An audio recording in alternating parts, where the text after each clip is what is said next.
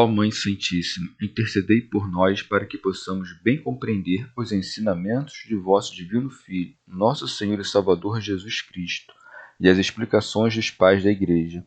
Ó Virgem Imaculada, ofereço-vos este trabalho e peço que abençoais aqueles que o ouvirem, e que seja para a maior honra e glória de Deus. Amém. Senhor onipotente, purificai o meu coração e os meus lábios. Vós, que purificastes os lábios do profeta Isaías com carvão em brasa, e dignai-vos, por tal modo, purificar-me com a vossa misericórdia, para que possa dignamente anunciar o vosso santo Evangelho. Por Jesus Cristo, nosso Senhor. Amém. Senhor, abençoai-me. Que o Senhor resida no meu coração e nos meus lábios, para que anuncie digna e convenientemente o seu Evangelho. Amém. Evangelho de Nosso Senhor Jesus Cristo, segundo São João. A incredulidade dos judeus. Jesus clamou: Quem crê em mim, não é em mim que crê, mas em quem me enviou. E quem me vê, vê aquele que me enviou. Eu, a luz, vim ao mundo para que aquele que crê em mim não permaneça nas trevas. Se alguém ouvir minhas palavras e não as guardar, eu não o julgo, pois não vim para julgar o mundo, mas para salvar o mundo. Quem me rejeita e não acolhe minhas palavras, tem seu juiz. A palavra que proferi é que o julgará no último dia, porque não falei por mim mesmo, mas o Pai que me enviou me prescreveu o que dizer e o que ensinar, e sei que seu mandamento é vida eterna. O que digo, portanto, eu o digo como o Pai me disse. Comentários dos Pais da Igreja. São João Crisóstomo. Como o amor da glória humana era o que impedia os príncipes de confessar a fé, o Senhor fala contra eles. Jesus levantou a voz e disse: Quem crê em mim, não é em mim que crê, mas em quem me enviou. Como dizendo: Por que tendes medo de crer em mim? Vossa fé por mim chega a Deus. Santo Agostinho.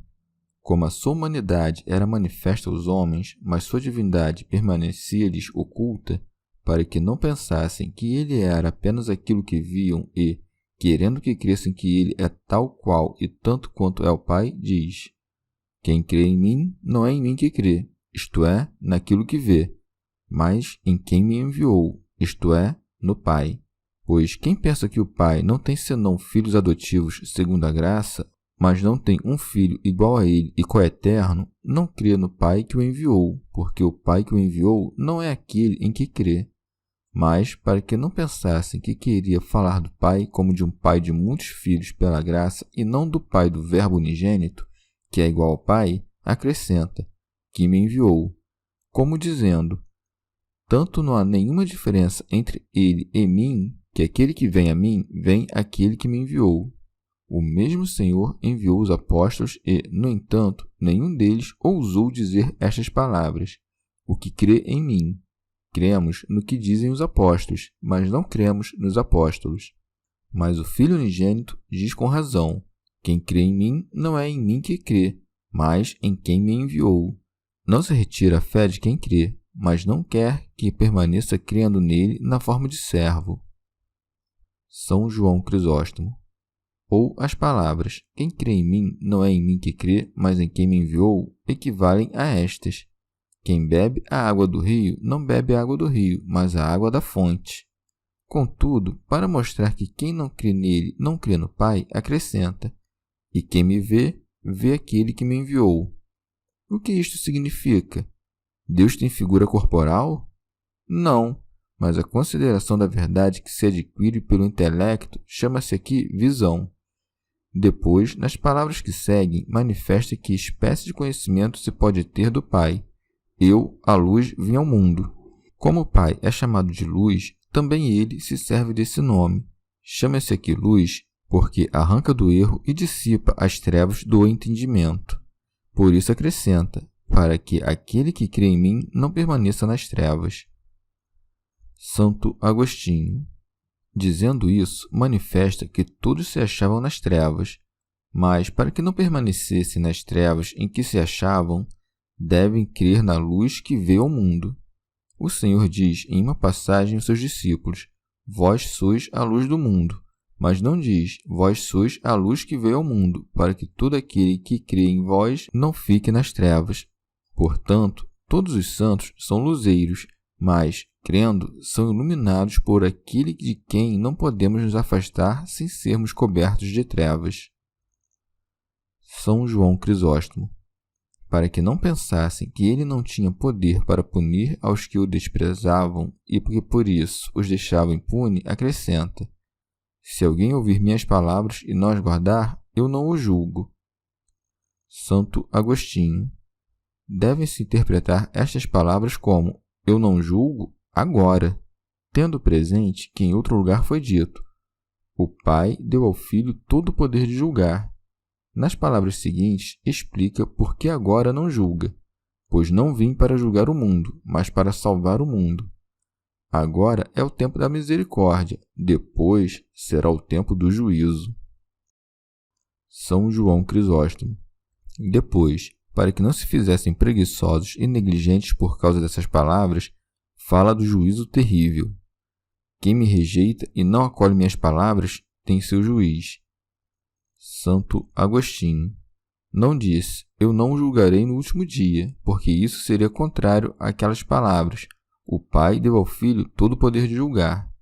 Porque depois de ter pronunciado as palavras: quem me rejeita e não acolhe minhas palavras tem seu juiz, como eles esperavam saber quem julga, acrescenta: a palavra que proferi é que o julgará no último dia, donde se manifesta claramente que ele mesmo é quem o julgaria no último dia.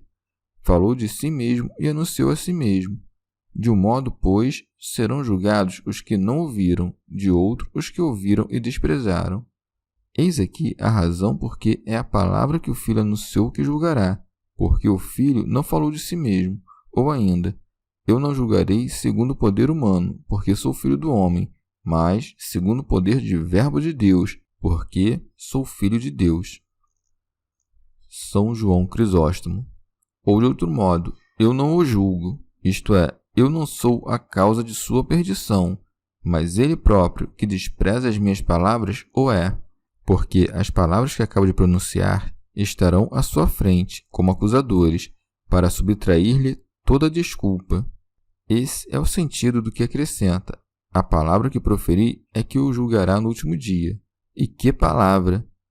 Porque não falei por mim mesmo, mas o Pai que me enviou me prescreveu o que dizer e o que ensinar. Todas essas coisas, pois, foram ditas contra eles, para que não tivessem nenhuma desculpa. Santo Agostinho. O Pai deu mandamento, não porque o Filho não o tivesse, pois na sabedoria do Pai, que é o Verbo do Pai, estão todos os mandamentos do Pai, mas porque aquele a quem foi dado o mandamento não existe de si mesmo, mas procede do Pai. Dar ao Filho aquilo que nunca lhe faltou é o mesmo que gerar o Filho que nunca existiu. Teofilacto Diócrida. Sendo o Filho a palavra do Pai e sendo tudo aquilo que está na mente do Pai revelado integralmente ao Filho, ele diz que recebeu o mandamento sobre o que deveria dizer e ensinar, assim como a nossa palavra, quando dizemos a verdade, externa aquilo que está na nossa mente. Segue: e sei que seu mandamento é vida eterna. Santo Agostinho. Se, pois, a vida eterna é o próprio Filho e a vida eterna é o mandamento do Pai, o que está dizendo senão: eu sou o mandamento do Pai? Isto está de acordo com o que acrescenta: o que digo, portanto, eu o digo como o Pai me disse. Não devemos interpretar as palavras me disse como se o Pai dissesse muitas palavras à palavra.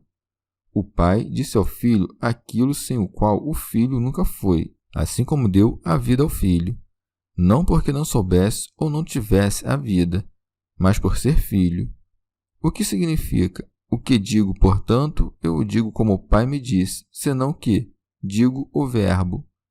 Assim como o Pai fala enquanto veraz, o Filho fala enquanto verdade, pois o veraz gerou a verdade.